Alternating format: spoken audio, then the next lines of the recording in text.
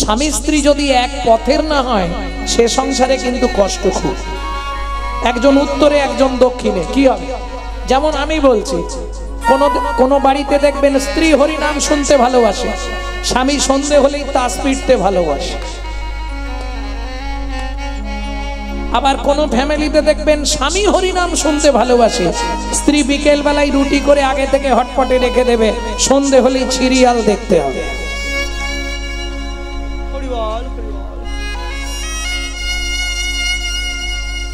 বাবা বললে হবে না, এটাই এখন জগৎ।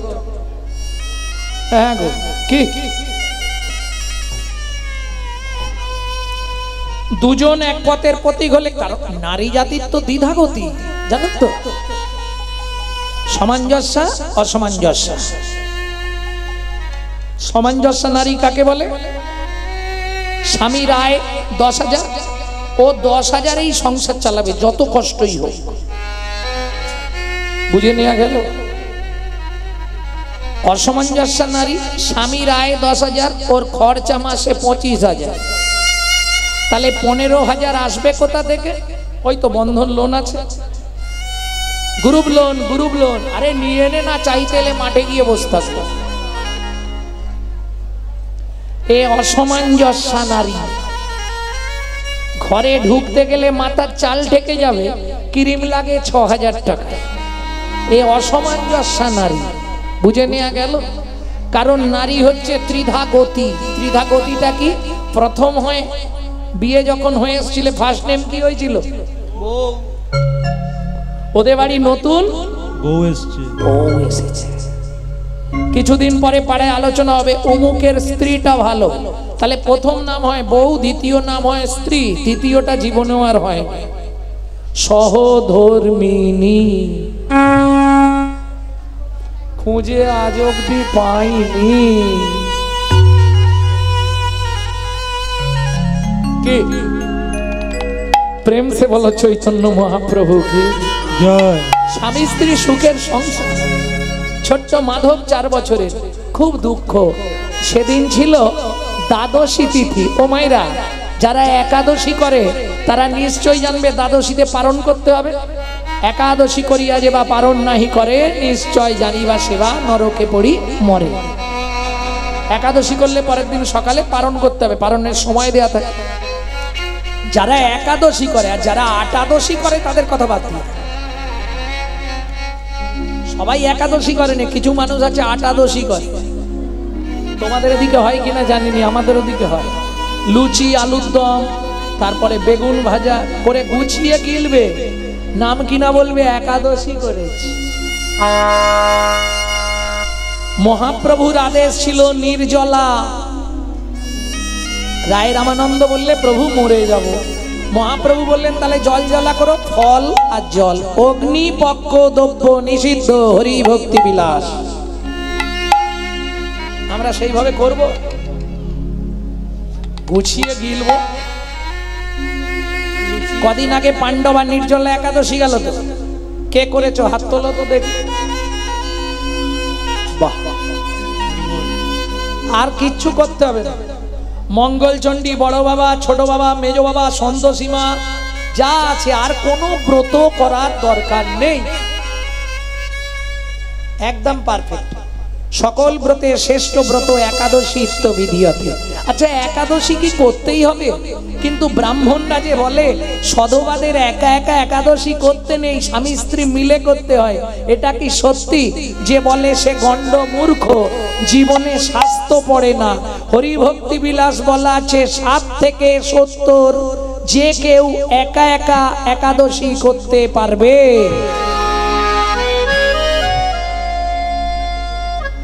একাদশী কি করতেই হবে? হ্যাঁ, যাহাই প্রশ্ন তাহাই উত্তর। কেন একাদশী করব?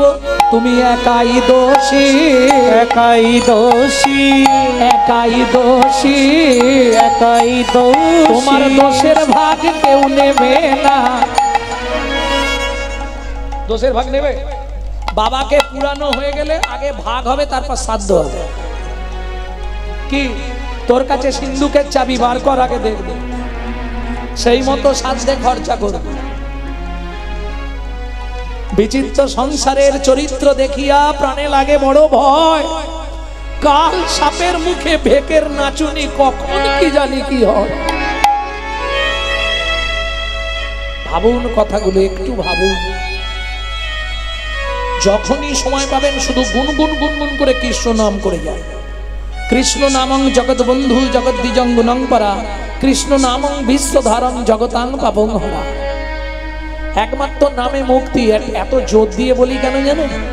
আমার মায়ের ডাক্তারি প্রেসক্রিপশনে লেখা ছিল 60 দিন বাঁচবে। কি হয়েছিল? লিভারে ক্যান্সার। মাকে বললাম নার্সিংহোমে বসে, মা তোমার কোনো ইচ্ছা আছে? মা বলছে আমি আর বাঁচবনি নাকি রে? ডাক্তার কি বললো? দেখো মা, মরা বাঁচা তো তার হাতে, তোমার কোনো ইচ্ছা আছে কি? মামার হাত দুটো ধরে বলছে, বাবা ঠাকুরগুলো তো ঘরে থাকে, ওদের একটা মন্দির করে দে, দিয়ে একটু নিত্য অন্ন ভোগের ব্যবস্থা করে দে। তেনান্দা 6 মাসের মধ্যে সব রেডি করলাম। 22 বছর বেঁচে রইলেন প্রসাদ পেয়ে আর হরিনাম করে। ডাক্তারের কাছে যখন চেক আপে যেতাম, ডাক্তার এসে লম্বা হয়ে শুয়ে প্রণাম করতো আমার মাকে। আপনি বেঁচে আছেন কি করে এটাই আমাদের থিওরিতে নেই। কৃষ্ণ নামের দাহিকা শক্তি এত, যদি নাম অপরাধ তুমি না করো, কোনো সময় যেন নাম অপরাধ না হয়ে যায়। নাম করছি, করতে করতে হয়তো মশা খাচ্ছে, অপরাধ হয়ে গেল। মুখে নাম করছো, একজনকে মার্ডার করে দিলে কি হবে? এটা মেয়েদের স্বভাব, নাম করতে করতে টেনে মেরে দিলে। কি হলো, হাসলো কেন? এই এটা করে, আমি দেখেছি। তাহলে অপরাধ হয়ে গেল, নামের ক্রিয়া হবে না। আমি বলছিলি তো তোমাকে জোরে জোরে করতে হবে, ঘুরে ঘুরে করতে দরকার নেই, যখনই সময় পাবে।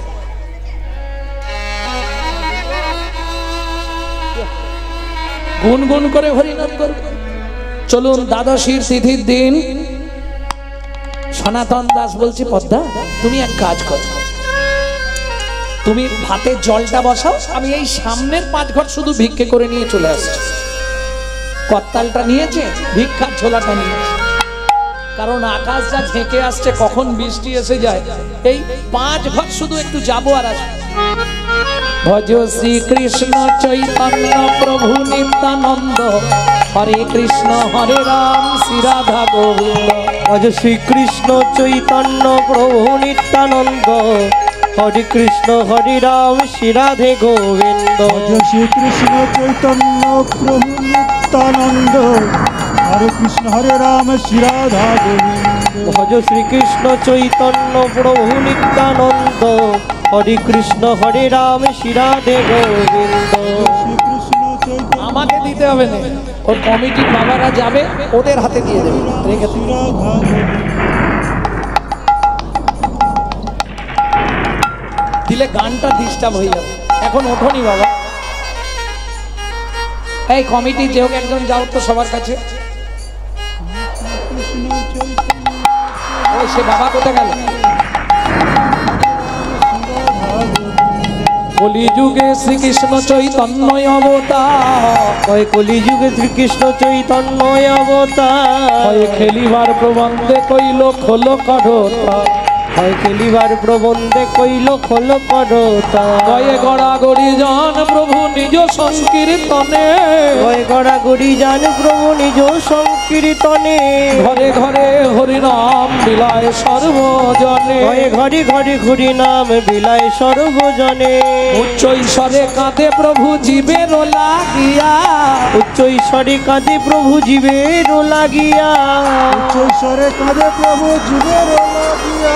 জয় চেতন করানে জীবে কৃষ্ণ নাম দিয়া। হয়ে গেছে। আর আর আকাশটা জানি ওরে বাপরে, আকাশটা যা পিছনে লেগেছে, ঘর ঢুকতে দেবে কিনা কে জানে।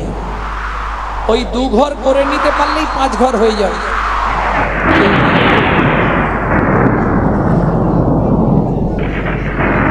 ছলো ছলো করে আখি নেত্রে জলে ঝরে, ছয় ছলো ছলো করে আঁখি নেত্রে জল ঝরে, জগত প্রবৃত্ত কইল গৌর কলে ভরে। জগত পবিত্র কইল গৌর কলে বরে। আসতে এই কথা কিন্তু বলবে না, চুপি চুপি দেবে, তাহলে গানটা নষ্ট হয়ে যাবে। হয়ে গেছে, আর এক ঘর।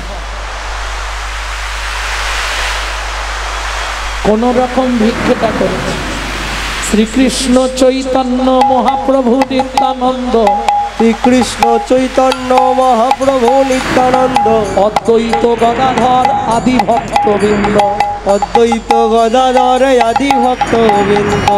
তিনটে যে নাম বললাম, তিন জায়গায় ভজ শ্রী কৃষ্ণ চৈতন্য প্রভু নিত্যানন্দ, শ্রী অদ্বৈত গদাধর শিবাসাদি গৌর ভক্ত বৃন্দ। ভজ শ্রী কৃষ্ণ চৈতন্য প্রভু নিত্যানন্দ, শ্রী অদ্বৈত গদাধর শ্রীবাসাদি গৌর ভক্ত বৃন্দ। হয়ে গেছে, এইটুকু চলে যাও।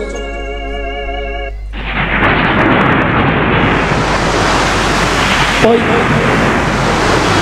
বসে পড়ো, এক একটা জায়গায় বসে পড়ো, ওখানে বসে ভিক্ষা করো।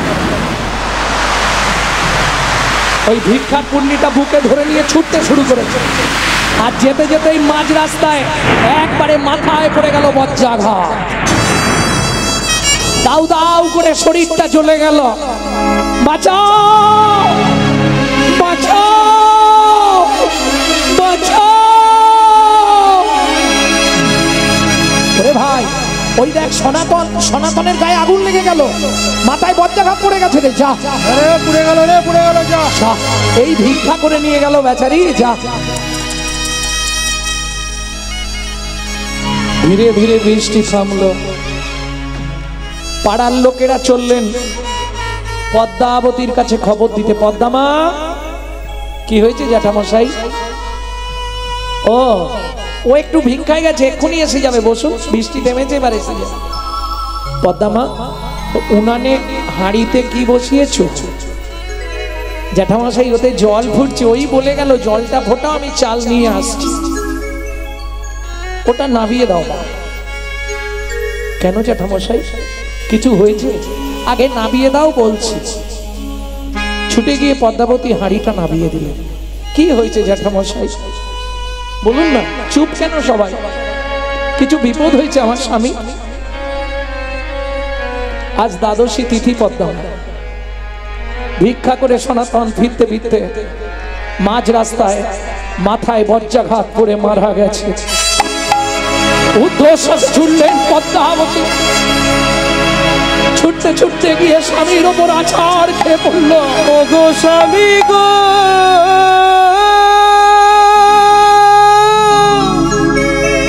তুমি একবার কথা বলো, একবার ফিরে যাও।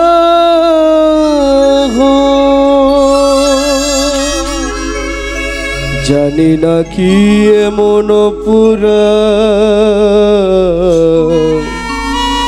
আমি করেছি, যার লাগি তুমি আমায় সাজা দিলে। বলে দাও ভগবান, কোন জনমের অপরাধে আমি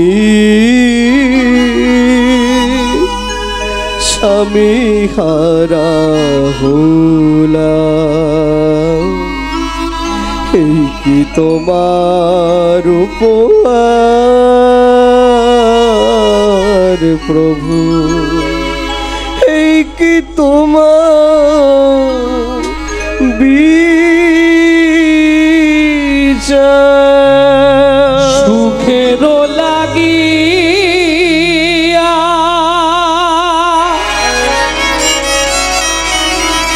এ ঘর বাঁধিন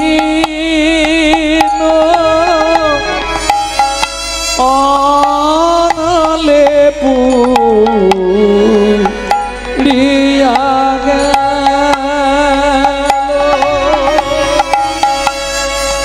সুখের সপনে এ ঘর বাঁধিন অনলে পুড়িয়া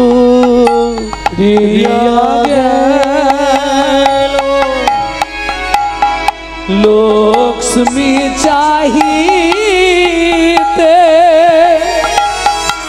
দারিদ্র বাড়িল, লক্ষ্মী চাহিতে দারিদ্র বাড়িল। সকলি গরল ভেল, আমার সকলি গরল ভেল। সখীর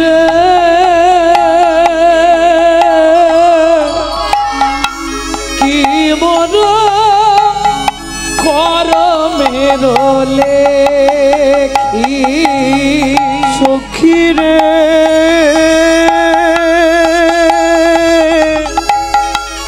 কি বড় করমের লেখি। শীতল বলিয়া ও চাঁদ সেবিল, শীতল বলিয়া ও চাঁদ সেবিনু। ভানুর কিরণ দেখি। ওমা ওমা ওমা, বাবা রাস্তায় শুয়েছে কেন? ওমা, বাবাকে ডেকে দাও না। বলুন তো, 4 বছরের ছেলে, সে তো বোঝে না। ওমা, বাবা রাস্তায় ঘুমাচ্ছে কেন?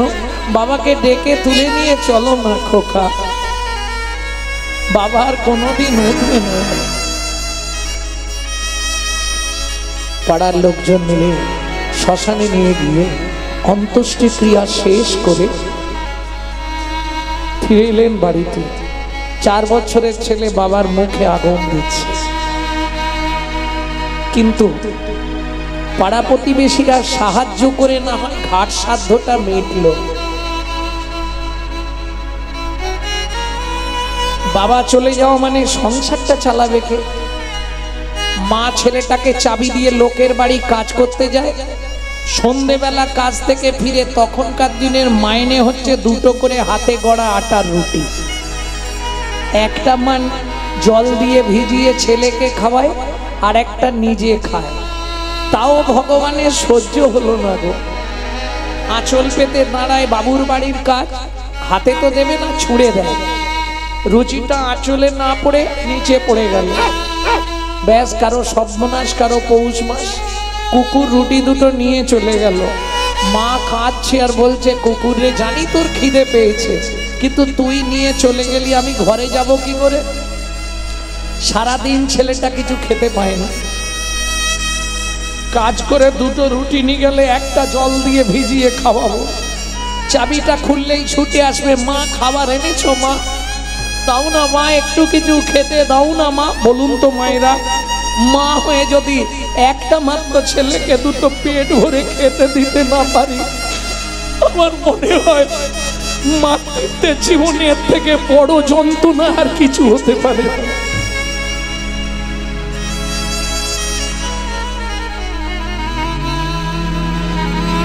দুঃখিনী মা পদ্মাবতী চোখের জল ফেলতে ফেলতে বাড়ি ফিরেছে। চাবিটা খুলতেই মাধু ছুটে এসছে, মা খাবার এনেছো? মা একই মা, তোমার চোখে জল কেন? কেউ মেরেছে? মা আজকে তোমার আঁচলে খাবার বাঁধা নেই তো? খোকা আজ খাবার পাইনি বাবা। জানো মা, খুব খিদে পেয়েছি, জল খা বাবা। সকাল থেকে শুধু তো জলই খাচ্ছি, বলো কিছু একটু খেতে দাও না মা। আর কোনোদিন বলবো না, কিছু একটু খেতে দাও না মা। খোকা অপেক্ষা কর, আমি পাড়ায় যাচ্ছি, খাওয়াচ্ছি আপনি। আগেকার দিনে কলায় জামবাটি হাতে মা গেলেন পাড়ায়, ও দিদি তোমাদের ভাত হয়েছে? হয়েছে। ভাতের একটু মার বা ফ্যান আমাকে দাও না গো। ছেলেটা আমার খিদের জ্বালায় ছটফট। ও মা, সে তো কখন গরুকে দিয়ে দিয়েছি। দুটো কিছু বিস্কুট নালে মুড়ি নাহলে খাবার নেই গো বাড়িতে। ভাবুন, গোটা গ্রামটা মা ঘুরছে, এতটুকু খাবার একটু বাচ্চার জন্য সেদিন কেউ দিল না। পদ্মাবতী মনে মনে ভাবলেন, কি হবে এই পাপের পৃথিবীতে মাতৃত্বের অহংকার নিয়ে বেঁচে থেকে। ছলে বলে কলে কৌশলে মাধুকে ঘুম পাড়িয়ে দিয়ে আমি ওই গঙ্গার জলে আত্মহত্যা করে মরব। সকাল হলে ঘুম ভাঙলেই এটা নিয়ে যাও।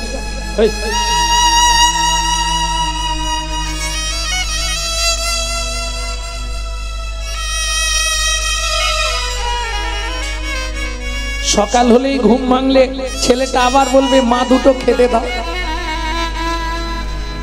সারা পাড়া ঘুরে, সত্যি কথা বলতে আজকে হয়তো সাধুগুরু বৈষ্ণবের কৃপা, আমার গুরু কৃপা, রাধা মাধবের অশেষ করুণায় একটা জায়গায় পৌঁছে গেছি। কিন্তু আমার মা আমার জীবনের বড় সাক্ষী ছিলেন। পাড়া থেকে মা ফ্যান চেয়ে আনত, নুন দিয়ে গুলে দিত, ওই খেয়ে স্কুল যেতাম। মা ডেলি কি এই খেয়ে যাওয়া যায়? একদিন ভাত করবে না? চাল নেই বাবা। আমার নিজের জীবন বলছে।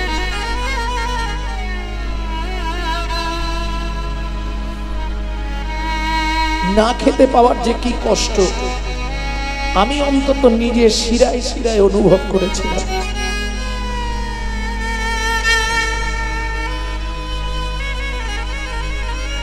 সব বাড়ি ঘুরে মা যখন একটা ছেলের জন্য দুটো খাবার জোগাড় করতে পারলো না, ফিরে এসছে, মাধু ছুটে এসছে, মা কেউ খাবার দেয়নি। না রে বাবা, খুব খিদে পেয়েছে জানো মা, শুধু খাই আর খাই, মরতে পারিস না? কত কষ্ট হলে তবে মা ছেলেকে কথা বলে, মাধু আমার কোলে আয় বাবা। মা কোলে করে নিয়েছে মাধুকে। ঘুম আসছে না মা, একটু জল খা। শোন, কাল সকালে না অনেক খাবার পাবি। কেন? মা জানে ছেলেটা, পাড়ার লোক যখন শুনবে ছেলেটার মা মারা গেছে, সবাই ওকে খাবার দেবে। দেবে না? আমি বেঁচে থাকতে কেউ দেবে না। খিদের জ্বালায় মাধু মায়ের কোলে শুয়ে মায়ের শাড়ির আঁচলটা চেপাচ্ছে। ওই দাঁতে চিপাই রয়ে গেছে, মাধুও ঘুমিয়ে গেছে। ভগবানের কি ইচ্ছা দেখুন, যেই মাধু ঘুমিয়ে গেছে, মা মাধুকে বিছানার ওপর শুইয়ে দিয়ে ভগবানকে বলছে, ভগবান শাস্ত্রে বলে জীব দিয়েছেন যিনি আহার দেবেন তিনি, আমি তোমার চরণে মাধুকে রেখে যাচ্ছি ঠাকুর, তুমি ওকে অন্তত দেখো, তুমি ছাড়াও এই পৃথিবীতে আর কেউ নেই। মাধু সকালে যখন শুনবি তোর মা আত্মহত্যা করে মরেছে, বাবা দুঃখিনী মাটাকে ক্ষমা করে দিস বাবা। কি করব বল? সকাল হলেই তুই ঘুম ভাঙলেই বলবি মা খেতে দাও, কোথায় পাবো খাবার? আর একটা কথা মানু, আবার যদি তোর কোনোদিন মনুষ্যকুলে জন্ম হয়, ভগবানকে বলবি মাধু যেন আমার মতো এমন অভাগিনী দুঃখিনী মায়ের গর্ভে তোর জন্ম না দেয় বাবা। বিদায় জন্মভূমি, বিদায় মাধু, আমি আসছি রে। এই বলে দুঃখিনী মা পদ্মাবতী যেই না চলে যেতে যাবে, এক পা, দু পা, তিন পা, আঁচলের টানে মাধু জাগিয়া উঠিল। আঁচলের টানে মাধু গো গো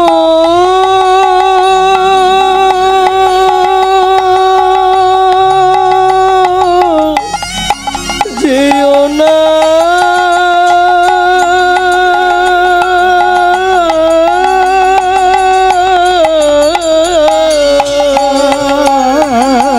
আঁচলের টানে মাধু জাগিয়া উঠিল। ওমা আমায় ফেলে যেও না মা, কাঁদিতে লাগিল। আমায় ফেলে যেও না মা, কাঁদিতে লাগিল। মাগো আমি কি তোমার এতই বোঝা, আমি কি তোমার এতই বোঝা, আমি কি তোমার এতই বোঝা, আমি কি তোমার এতই বোঝা। আমি আর খাবার চাইব না মা, আমি কি তোমার এতই বোঝা, আমি আর খাবার চাইব না তুমি আমায় ফেলে যেও না মা, আর খাবার চাইব না মা, ফেলে যেও না মা। আর খাবার চাইব না মা। আমি কি তোমার এতই বোঝা। ও মামা, খিদের জ্বালা সহ্য করতে না পারি মরে যাও সেও ভালো, তোমাকে আর কোনোদিন বলবো না মা, দুটো খেতে দাও। ছুটে গিয়ে পদ্মাবতী মাধুকে বুকের মধ্যে জড়িয়ে ধরলো। বাবা কি করব বল, তুই বল বাবা আমি কি করব। 4 বছরের ছেলে 5 বছরে পড়েছে, মায়ের চোখের জলটা মুছিয়ে দিয়ে বলছে, মা তুমি চিন্তা করো না, কাল থেকে সংসারের দায়িত্বটা আমি নিলাম। বাবু তুই কি করবি, তুমি শুধু আমার সঙ্গে যাবে। সকালবেলা স্নান করে মায়ের হাতে একটা বাটি ধরিয়ে দিয়েছে, মাকে ধরে ধরে নিয়ে রাস্তায় রাস্তায় দাঁড়িয়ে ভিক্ষা করছে। চোখের জলে বুক ভেসে যায়, মুখের দিকে চাও, একটি পয়সা দাও ও বাবু গো, একটি পয়সা দাও। ও বাবু গো একটি পয়সা দাও। বাড়িতে গোবিন্দ সেবা ফিরিয়া তাকায়, গৃহেতে গোবিন্দ সেবা ফিরিয়া তাকায়। চোখের জলে বুক ভেসে যায়, মুখের দিকে যায়, একটি পয়সা দাও বাবু গো, একটি পয়সা দাও বাবু গো, একটি পয়সা দাও। যা ভিক্ষা পেয়েছে এখন 6 মাস ভিক্ষা করতে হবে। যে 1 বস্তা চাল বাড়ির জন্য নিয়ে যাচ্ছিল, বস্তা শুদ্ধ নাবি দিয়ে গেছে। যে আলু 1 বস্তা নিয়ে যাচ্ছিল, সে 1 বস্তা আলুই দিয়ে গেছে। যা পেয়েছে এখন 6 মাস চলবে। ওইভাবেই চলছে নিত্য রাধা মাধবের আরাধনা। ছেলে আর মা দুটো লোক তো যা রান্না করে ভগবানের কাছে ভোগ নিবেদন করে প্রসাদ পায়। প্রত্যেকটা জিনিসের একটা সাইড এফেক্ট আছে, যাকে বাংলায় বলা হয় পার্শ্ব প্রতিক্রিয়া।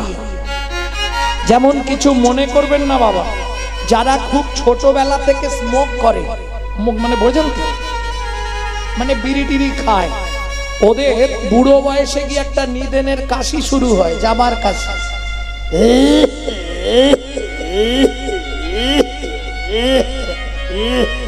ও আর ছাড়বে না। সাইড এফেক্ট, পার্শ্ব প্রতিক্রিয়া। ঠিক তেমনি যে ব্যক্তি 365 দিন মাছ মাংস খায় তার চলাফেরা কথাবার্তা হবে আসুরিক মনোভাব, অসুরের মতো। যে ব্যক্তি 365 দিন ভগবানের প্রসাদ পায় তার কথাবার্তা চলাফেরা হবে দেবত্ব ভাব, দেবতার মতো। এটা হতেই হবে, প্রসাদের গুণমহিমা। এইভাবে কতদিন গেল, দেখিতে দেখিতে মাধু 12 বৎসর হইল। দেখিতে দেখিতে মাধু 12 বৎসর হইল। একাকী বিরলে বসি চিন্তা যে করিল। একাকী বিরলে বসি চিন্তা যে করিল। আরে মধুসূদন, তোর আত্মীয় স্বজন আছে? কে আছে? অনেক আত্মীয়। এই জনার্দন, তোর আত্মীয় স্বজন আছে? কে আছে? আমি মাকে যখনই বলি মা এই পৃথিবীতে আমাদের আত্মীয় কে, মা জানে কিচ্ছু বলে না। কিচ্ছু বলে না? না। এবার তুই এক কাজ কর। কি করবো? তুই এক্ষুনি বাড়ি যা। যাবো? হ্যাঁ, মাকে জড়িয়ে ধরে জিজ্ঞেস করবি, মা ঠিক উত্তর দেবে। গিয়ে মাকে জিজ্ঞেস করি। হ্যাঁ। তোরা এখানে দাঁড়া, আমি জেনে আসছি। জননী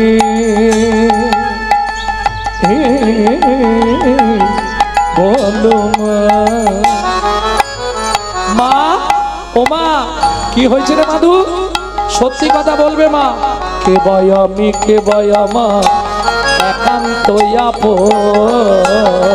কে ভাই আমি, কে ভাই আমার একান্ত আপন। কাঁদিয়া মায়ের গিয়া জিজ্ঞাসে তখন। কাঁদিয়া মায়ের গিয়া জিজ্ঞাসে তখন। বলো বলো মা কে ভাই আপন। বলো বলো মা কে ভাই আপন। এই জগৎ মাঝে সেবা কুঞ্জন। বলো বলো মা কে ভাই আপন। এই জগৎ মাঝে সেবা কুঞ্জ। মাগো তাহার চরণ করব শরণ। এই জগৎ মাঝে সেবা কুঞ্জ। চরণ করব শরণ। এই জগৎ মাঝে সেবা কুঞ্জ।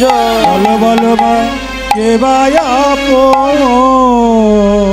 আচ্ছা, আমাদের মায়েরা হলে কি বলবে? তোরও সব জানার দরকার নেই, কদিন পরে তোর একটা বেয়া দেবো, সুন্দর দেখে বউ মানবো, বৌমার রান্না ভাত খাবো। কি মাধুর মা কি বলবে শুনবো, তার আগে ভাগবত কি বলছে শুনেনি। পল্লাদেন পিতাং তত্রা মাতা চ ভরতে নহি বলিলাং আচার্যেন বিদুরেন সবন্ধো নরা রামার্তে হিত সর্জন ভাতারাঞ্চ বিভীষণ গোপ গোপীপতি মং তত্রা গোবিন্দম শরণাগত। কিছু বুঝলেন? এই ভালো করে ভাই বোনেরা বিশেষ করে ভালো করে খেয়াল করে শুনে নাও। যে পিতামাতা পুত্র বা কন্যাকে ঈশ্বরাভিমুখী করতে পারে না, ধর্মের পথে বাধা দেয়, তেমন পিতামাতাকে ত্যাগ করলে শাস্তে কোনো অপরাধ নাই। প্রমাণ, প্রহ্লাদ নিজ পিতা হিরণ্যকশিপুরকে পরিত্যাগ করলেন, ভরত মাতা কৈকেয়ীকে পরিত্যাগ করলেন, বলি মহারাজ নিজ গুরু শুক্রাচার্যকে ত্যাগ করলেন, রামার্তে হিত সর্জন ভাতারাঞ্চা বিভীষণ, রামচন্দ্র কে ভালোবাসতে গিয়ে বিভীষণ নিজের ভাই রাবণকে পরিত্যাগ করলেন। প্রমাণ, গোপ গোপী পতিমাং তত্রা গোবিন্দম শরণাগত। গোপ গোপীরা আপন আপন পতি পুত্র পরিবার ছেড়ে রেখে গোবিন্দ চরণে শরণ নিলেন। বলো না মা, এই পৃথিবীতে আমাদের আপনজনকে, ও মাধু, একজন আপনজন আছে। বলো মা, তার নামটা বলো না মা। ব্রজেন্দ্র নন্দ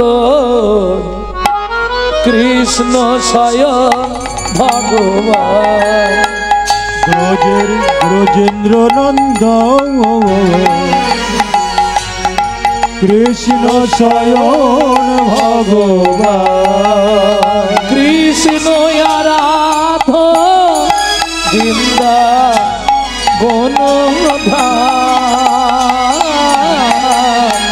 ব্রজেন্দ্র নন্দ কৃষ্ণ স্বয়ং ভগবান। ব্রজেন্দ্র নন্দন কৃষ্ণ স্বয়ং ভগবান। আমার জননী জন্মভূমিশ্চ জননী জন্মভূমিশ্চ স্বর্গ স্বর্গাদপি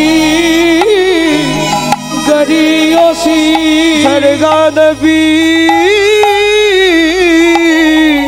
গরীয়সি।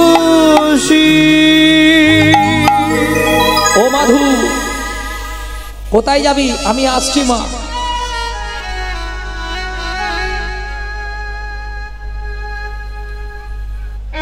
সেইখানেই যাব যেখানে তিনজন মিশেছে। কে তিনজন রে বাপ? তুমি জানো না মা? তাহলে শুনে নাও। বাসুদেব ঘোষ কহে জোড়ো করি হা, বাসুদেব ঘোষ কহে জোর করি হা, ওগো যেই কৃষ্ণ সেই গোবুর সেই জগন্নাথ। সেই জগন্নাথ।